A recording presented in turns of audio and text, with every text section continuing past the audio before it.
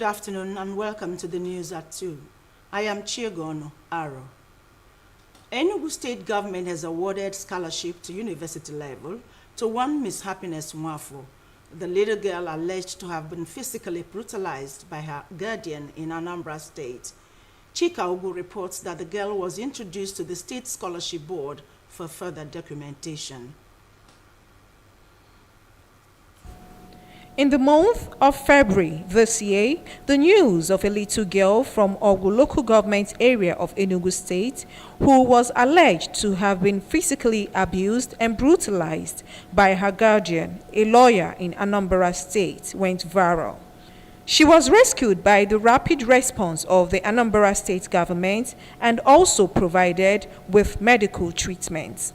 Enugu State government has decided to go a step further by awarding Little Miss Happiness Nwafo scholarship to university level. On behalf of the governor, Dr. Peter Mba, the Commissioner for Children, Gender Affairs and Social Development, Ngozi Eni, presented the girl to the director, Enugu State Scholarship Board, for proper documentation. The commissioner, while restating the state government's commitment to invest in education to eradicate poverty, added that the government has zero child abuse. I have a letter here from Office of the Governor that states that His Excellency has graciously approved the rehabilitation and offer of scholarship up to university level to Miss Happiness Nwafo, a minor who was abused and brutally tortured by Mrs. Adachukwu Okafor, an Anambra-based lawyer. It was all praise and appreciation from her mother, who has 4 children and with no assistance to train them. Meanwhile, the lawyer, said to have allegedly tortured the little girl, is presently remanded and facing trial. In Enugu, Chika Ugu, NTA News.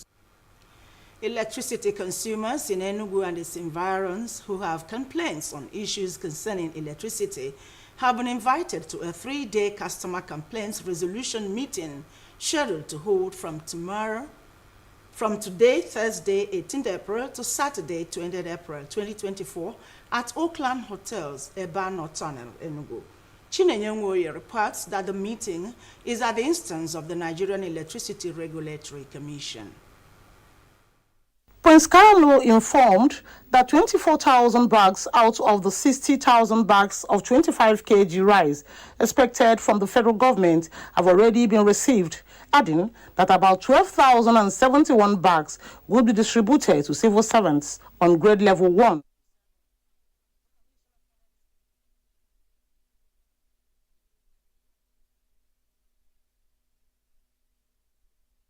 Nigeria has been struggling with power distribution, limited distribution networks, limited transmission line capacity, a huge metering gap, etc., despite the privatization of the power sector, which produced 6 generation companies and 11 distribution companies.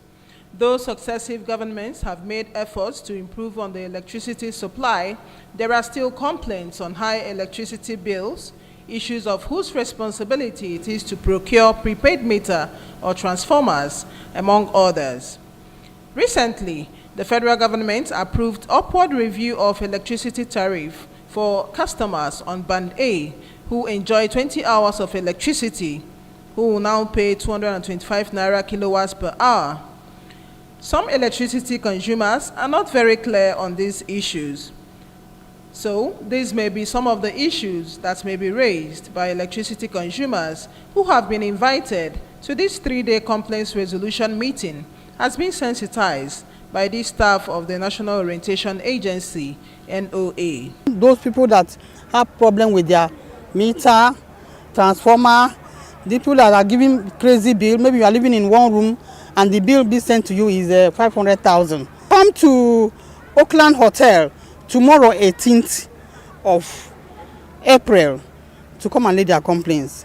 The Nigerian Electricity Regulatory Commission, NEC, has directed all electricity distribution companies to ensure that only the newly approved Band A feeders listed in their April 2024 supplementary orders are maintained as Band A for the purpose of vending to prepaid customers and billing for post-paid customers on their networks.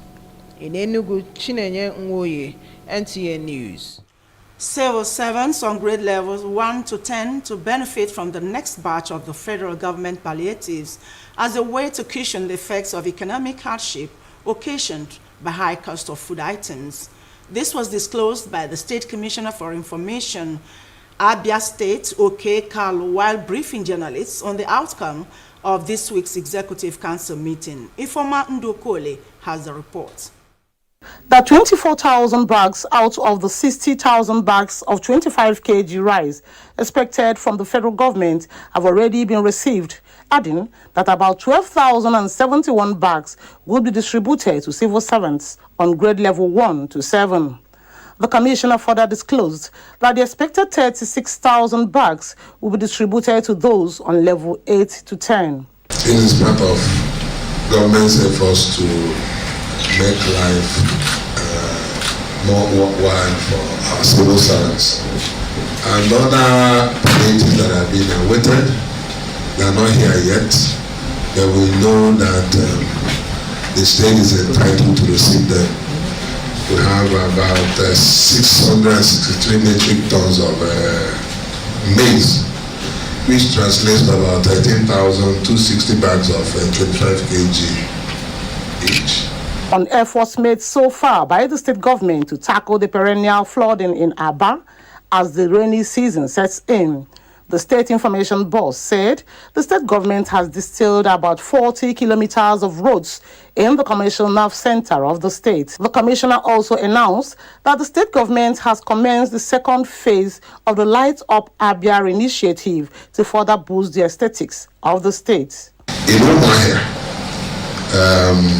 the following roads are up to be lit up. Orioba Road to Post Office, Afara Technical to Opera Avenue,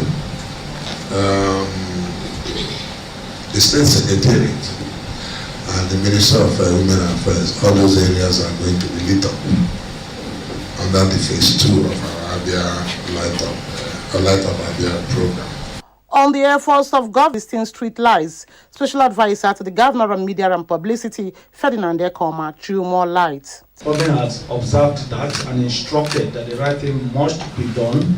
Of course, we will identify how that problem came about, the one that was installed. But going forward, we will see that kind of street light. Some of us raised it, but other persons observed that and we weren't satisfied at all. Also contributing, the Special Advisor to the Governor on Policy and Interventions, Reverend Father Christian Anokuru, pointed out that although the state is here to receive the palliatives from the Dangote Foundation as promised, they are still hopeful as official mails have been received to that effect. In Umuahia, Ifeoma Ndokole. We take a short break. We shall be right back.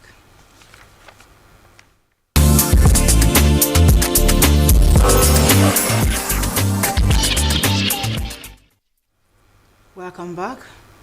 University dons and students in institutions of higher learning have lauded the action of President Bola Ahmed Tinubu in removing all bottlenecks holding down the students' loan scheme and signing it into law. Our correspondent felt the pulse of a cross-section of lecturers and students in the Ivory Tower in our reports. Positive reactions and thumbs up are the expressions of university communities on the amended students' loan scheme. Since the 3rd of April 2024, when the bill became an act, students and parents have heaved sighs of relief. They are of the opinion that the scheme comes with a human face in many categories, such as skills acquisition, which includes vocational students, and inclusion of welfare on tuition. They describe the scheme as an excellent move by President Tinubu to create a balanced nation that can compete favorably in the global market. Our president had humanized the act. He has given it a human face. For instance, now the new act, the 2024 act, has provided for also the needs of students that are in vocational training, not only in the higher institution. I'm very impressed. And also inclusive in the ambit of its provision is also the fact that it is not only for tuition that the new act provided for.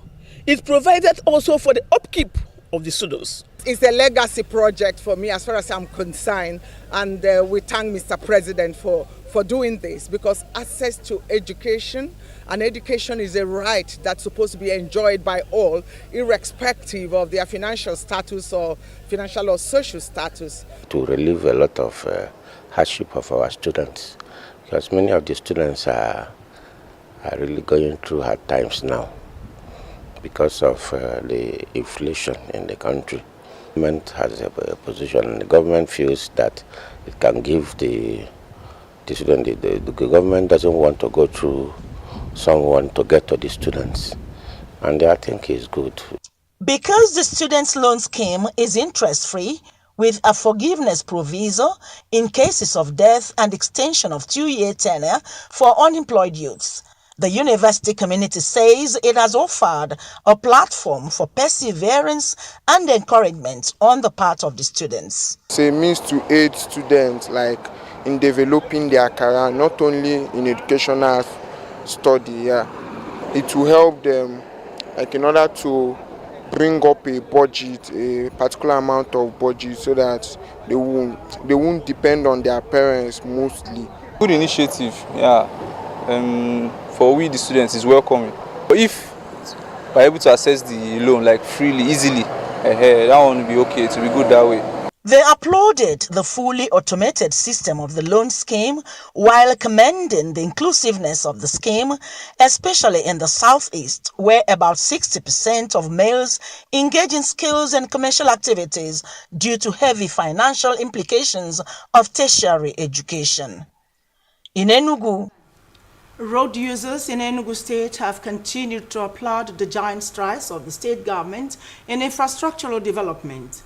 They gave the commendation while reacting to the recently rehabilitated road and bridge along Trans-Ekulu axis. Chika Ugu was there. Trans-Ekulu axis in Enugu Metropolis is one of the areas currently witnessing influx of residents. This has had its toll on the popular road and bridge leading to 9 Mile axis, Udi, Nsukka, and other neighboring states. Before now, motorists experience gridlock and accidents due to potholes and the dilapidated state of the road. Residents of the area have heaved a sigh of relief as the state government earmarked the road as one of the 81 roads to be constructed and rehabilitated. His Excellency said, our target this year is 1,250 kilometers. That's 1,250 kilometers in 1 year. In the urban, we are already hitting almost 200. We are on course with what we're doing. And then in the couple of weeks now, we are going to flag off second phase. Road users along this axis now drive safely on a tarred hard road with all the necessary road furnitures, signs and drainages constructed to stand the test of time. It was really terrible because the level of maintenance on this road was so poor. In fact, it was badly neglected, such that every wing of it was with potholes and poor drainage. So we are now imagining what will happen in the next 4 years if this could come within this short period of time. In fact, this is a duplication of what we see in the developed world. The road has been so terrible before the intervention of this particular government. The facts, they say, speaks for itself. It is not only this place that are doing this road. Go to this in Iva Valley, they are working. Go to Ababa, they are working. Most of the time we do avoid this road because of the hold-up. Whenever I want to pass here, I would like to pass through the express because of the hold-up. And I know the main cause of the hold-up is the bumps, the gallops, the potholes. But now everybody is happy. We did enjoy our new governor, Peter Umba. We like him. God bless him. They at the risk like 1 hour before I go reach IMT. But now, 5 minutes, I don't reach IMT. With the ongoing massive road construction and rehabilitation in the metropolis, as well as fixtures of traffic lights and provision of water, many believe that the state government's vision of making Enugu State the preferred destination for living, business and tourism is achievable. In Enugu, Chika Ugu, NTA News. That's the news at 2. Do join us again at 7 p.m. for our major news bulletin. Thanks for watching and good afternoon.